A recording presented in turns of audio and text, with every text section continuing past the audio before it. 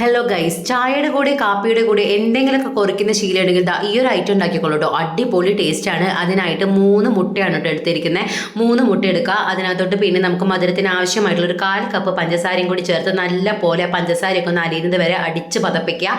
അതിനുശേഷം ഒരു 5 ഏലക്കായും ഒരു 2 നുള്ളു ഉപ്പും കൂടി ചേർത്ത് ഒന്നുകൂടി നല്ല പോലെ ഒന്ന് മിക്സ് ആക്കി കൊടുക്കുക. പിന്നീട് ഒരു 1/4 കപ്പ് റവ, അത് വറുത്തതോ വറക്കാത്തതോ ആവട്ടെ, അതും കൂടി ചേർത്ത് നല്ല പോലെ ഒന്ന് മിക്സ് ആക്കി കൊടുക്കുക. പിന്നെ 1 കപ്പ് മൈദയാണ് ചേർക്കുന്നത്. അത് കുറേശ്ശെയായി ചേർത്ത് നല്ല പോലെ ഒന്ന് മിക്സ് ആക്കണം, നന്നായിട്ടൊന്ന് മിക്സ് ആക്കണം. പിന്നെ ഒരു 2 നുള്ളു സോഡാപ്പൊടിയും കൂടി ചേർത്ത് ഒരു 10 മിനിറ്റ് നമുക്കതൊന്ന് മാറ്റി വെക്കണം കേട്ടോ. ഈ ഒരു കൺസിസ്റ്റൻസിയിൽ വേണം നമ്മുടെ മാവ് ഇരിക്കാനായിട്ട്. ഒരുപാട് അങ്ങ് വെള്ളം പോലെ ആവരുത്. പിന്നെ നമുക്കൊരു ഉണ്ണിയപ്പച്ചട്ടി അങ്ങോട്ട് സെറ്റാക്കി വെച്ചിട്ടുണ്ട്. അതിനകത്തോട്ട് കുറേശ്ശെ നെയ്യ് അങ്ങോട്ട് തൂവി കൊടുക്കാം കേട്ടോ. നെയ്യിൽ ഉണ്ടാക്കുമ്പോഴാണ് ഒരു പ്രത്യേക ടേസ്റ്റ്. വേണമെങ്കിൽ വെളിച്ചെണ്ണയും കൂടി ചേർക്കാം. അപ്പോൾ നെയ്യിൽ ഇങ്ങനെ കുറേശ്ശെ ഓരോ ടീസ്പൂൺ തവി നമുക്ക് ഒഴിച്ചു കൊടുക്കാം. ഇരുവശം നല്ല പോലെ ഒന്ന് മൊരിയിച്ചെടുത്താൽ നമ്മുടെ കിഡിലൻ ഐറ്റം ഇവിടെ തയ്യാറായിട്ടുണ്ട് കേട്ടോ.